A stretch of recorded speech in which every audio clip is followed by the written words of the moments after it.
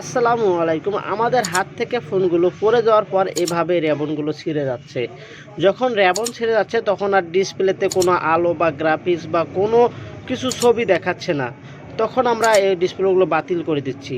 এই বাতিল করা ডিসপ্লেগুলো আমরা ঠিক করে থাকি। আপনাদেরকে এই র্যাবন ছিঁড়া একটা ডিসপ্লে রয়েছে, আমি এই র্যাবন ছিঁড়া ডিসপ্লেটি ঠিক করে দেখাবো।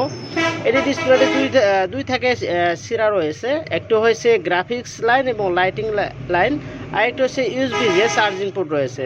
প্রথমে আমরা চার্জিং পোর্টের যে লাইনগুলো রয়েছে এগুলো জাম্পার করব। জাম্পার করার জন্য আমরা স্কচ করে নিয়ে জাম্পার করব। দেখেন আমরা জাম্পার করে দিলাম, জাস্ট 3টি জাম্পার করলাম। পরবর্তীতে আমরা জাম্পারগুলো করব। এখন যে এলসিডিতে এখানে দেখেন 4টা লাইন আমাদের সেরা, আমরা স্কেচ করে নিচ্ছি। স্কেচ করে নিতে হবে। নেওয়ার পর এই স্কেচের মধ্যে রেবলিং পেস্ট দিয়ে এটিকে সোল্ডার করে নিতে হবে। আমরা আগে স্কেচ করে নেই। স্কেচ করা শেষ হলে আমরা রেবলিং পেস্ট দিব। রেবলিং পেস্ট দিয়ে আমরা এটির মধ্যে আমরা রেবলিং পেস্ট দিয়ে দিলাম। দেওয়ার পর আমরা এটাকে রেবলিং করে নিব বা রাং ভরিয়ে নিব। তারপর আমরা দেখেন যে এখানে পয়েন্ট রয়েছে, এখানে জাম্পার ওয়্যার রয়েছে। এখানে 0.002 এই ওয়্যার সাধারণ কয়েলগুলো দিয়ে হবে না, এই ওয়্যারটি আপনারা কিনে নেবেন। আমি এইটা দিয়ে জাম্পার করে নিচ্ছি।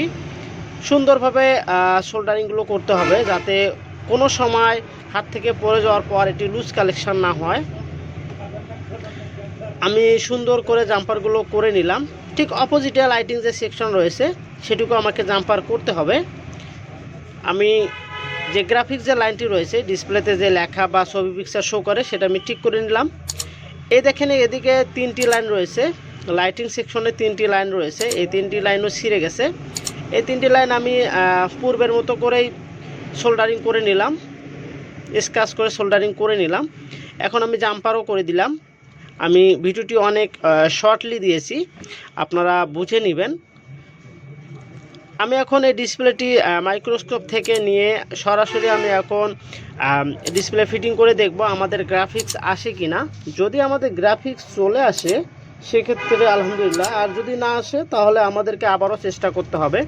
আমি ব্যাটারি এবং ডিসপ্লে কানেক্টর লাগিয়ে নিলাম। এখন পাওয়ারে প্রেস করব। আপনারা ডিসপ্লেতে দেখবেন গ্রাফিক্স আসে কিনা। পাওয়ারে প্রেস করতেছি, দেখি আসে কিনা। আলহামদুলিল্লাহ আমাদের ডিসপ্লেটি চলে আসছে।